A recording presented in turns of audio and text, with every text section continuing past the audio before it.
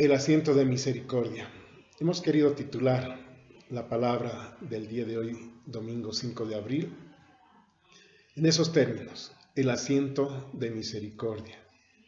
Y es tan importante para nosotros, sus hijos, el entender lo que es la misericordia de Dios, entender de dónde proviene esa misericordia y qué necesitamos nosotros para invocar esa misericordia. En el libro de Éxodo, en el capítulo 34, a partir del versículo 6 en adelante, quizás unos versículos antes, la palabra nos muestra que Moisés tenía un diálogo con el Señor. Él hablaba fluidamente con el Señor. Y en esa oportunidad le pidió al Señor que le mostrase su gloria. Le dijo, quiero ver tu gloria. Y el Señor le da instrucciones precisas, le dice que se esconda en un valle entre dos cerros y que él iba a pasar. Y así lo hace Moisés. Espera el momento en el que el Señor iba a pasar. Lo interesante de este relato histórico es que cuando el Señor estaba pasando delante de Moisés, él efectivamente manifiesta su gloria, pero la manifiesta de una manera muy particular. El verso 6 dice lo siguiente: y pasando Jehová por delante de él, proclamó: Jehová, Jehová, fuerte, misericordioso y piadoso, tardo para la ira y grande en misericordia y verdad. ¿De qué manera se describe el Señor mismo? Como misericordioso y piadoso, tardo para la ira y grande en misericordia. Ahora, si nos ponemos a pensar, si nos ponemos a razonar sobre esta porción de la Escritura, vemos de que Moisés había pedido al Señor ver su gloria. Y el Señor le muestra su misericordia.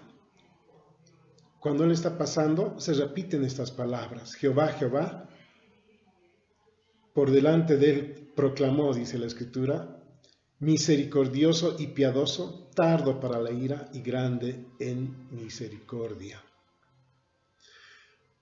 ¿Por qué le mostró su misericordia y no su gloria? ¿O es que su gloria, la mayor expresión de su gloria, es precisamente el mostrar misericordia? Y definitivamente es así. La mayor gloria de nuestro Dios es mostrar su misericordia. No existe mayor gloria que esta, el que nuestro Padre, nuestro Creador, manifieste misericordia hacia sus hijos. Por eso se manifiesta de esta manera con Moisés. Ahora, en el mismo libro de Éxodo, en el capítulo 25, el verso 8, la Escritura dice lo siguiente: y harán un santuario para mí y habitaré en medio de ellos. El Señor da una instrucción. El Señor definitivamente siempre ha querido habitar en medio de su pueblo.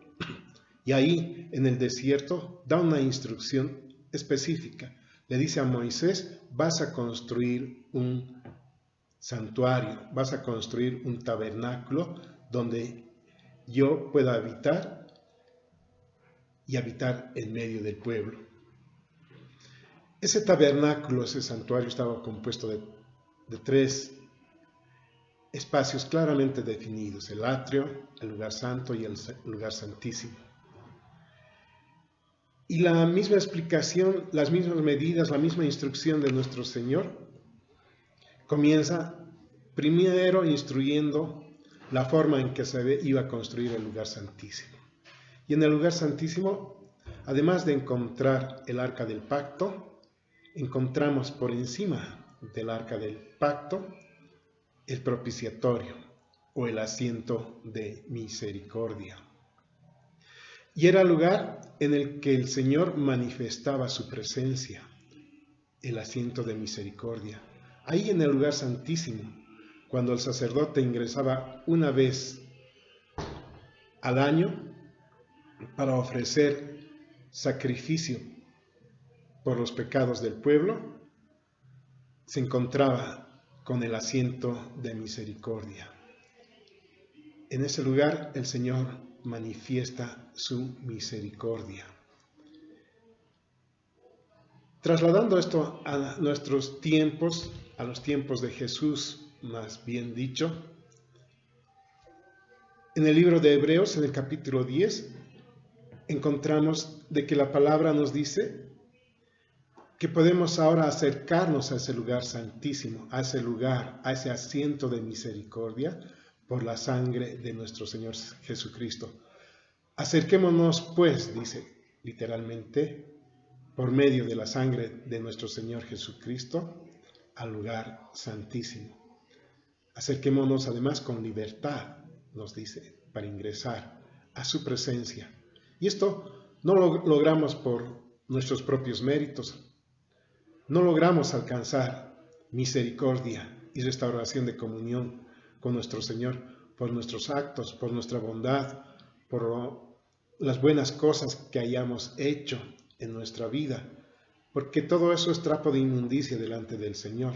La única manera de invocar misericordia en su presencia es acogiéndonos a la sangre de nuestro Señor Jesucristo derramada allá en la cruz por amor a nosotros. Y ese evento además está descrito en toda la Escritura. Nuestro Señor Jesucristo, como dice su palabra en el libro de Apocalipsis, es el Cordero que fue inmolado desde antes de la fundación del mundo.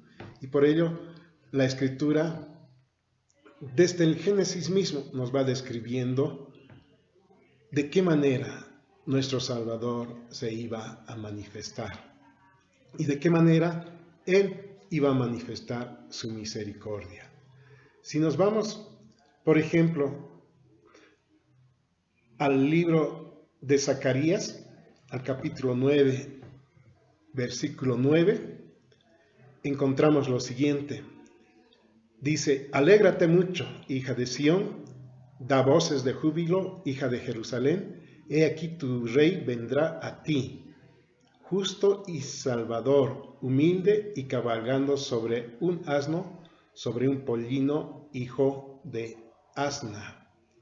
El libro de Zacarías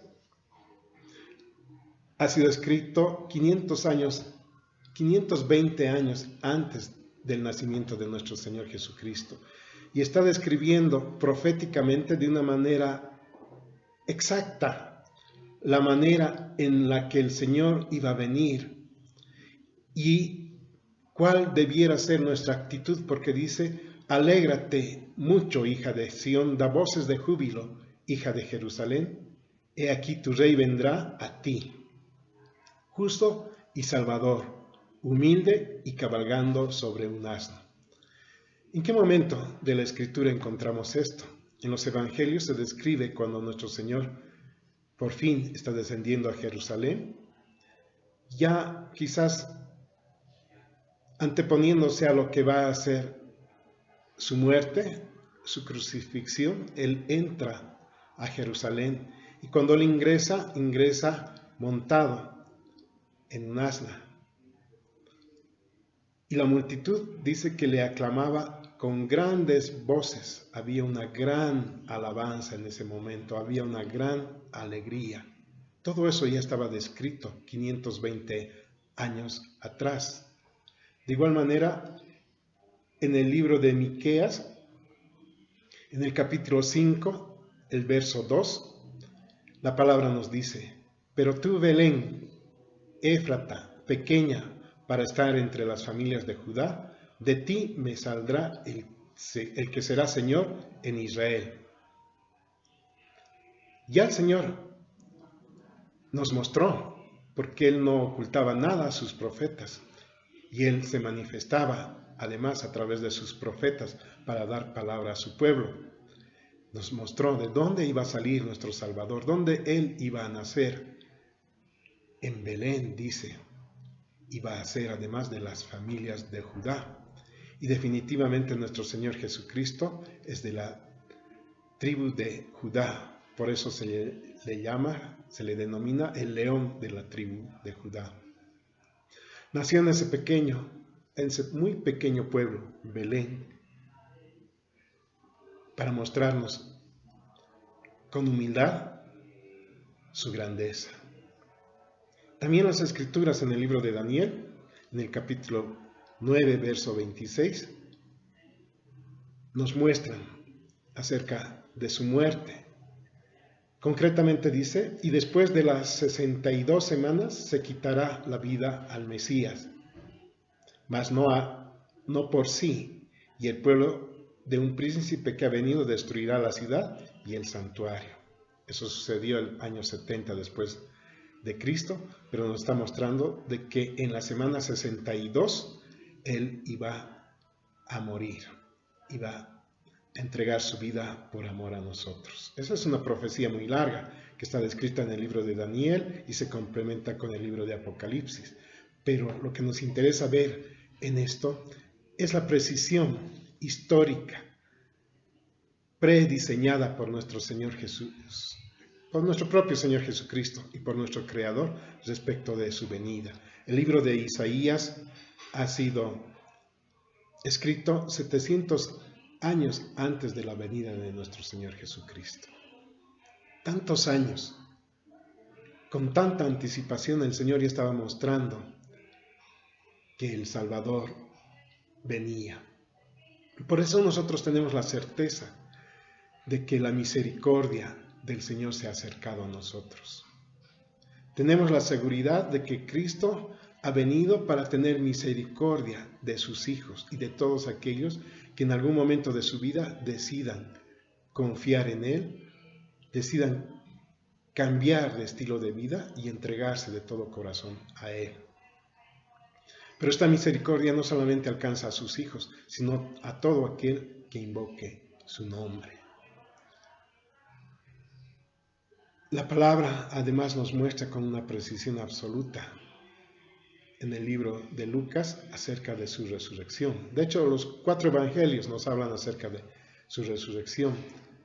Citamos, sin embargo, el libro de Lucas porque por los mismos historiadores es considerada como un libro de mucha precisión.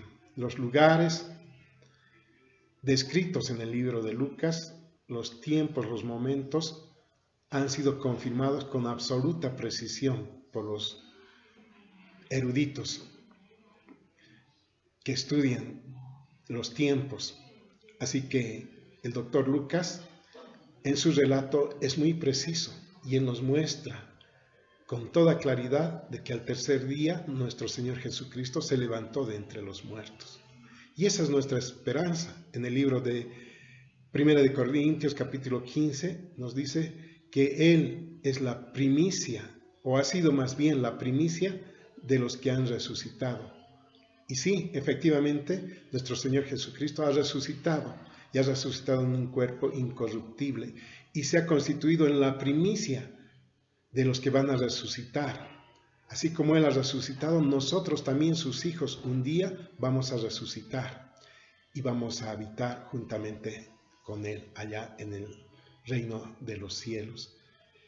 Nos habla de una resurrección además de cuerpo incorruptible, vale decir de que vamos a ser levantados no solamente en espíritu, no solamente con nuestra alma, sino también en un cuerpo físico e incorruptible que el Señor tiene preparado para nosotros. Ahora, teniendo la certeza de lo que la Escritura dice acerca de nuestro Señor Jesucristo, ¿por qué nosotros debiéramos de dudar respecto de su misericordia? Porque Él se ha mostrado, Él se ha anunciado como misericordioso, que es tardo para la ira y grande en misericordia. De esa manera Él se ha manifestado, de esa manera Él se ha identificado y nos los ha demostrado precisamente con el nacimiento de nuestro Señor Jesucristo, como aquel Dios que se despojó de toda su gloria, se hizo hombre, habitó entre nosotros y en su tiempo entregó, ofrendó su vida en sustitución nuestra. Esa es definitivamente misericordia. Misericordia grande, inalcanzable para nosotros, si no fuese por la sangre de nuestro Señor Jesucristo.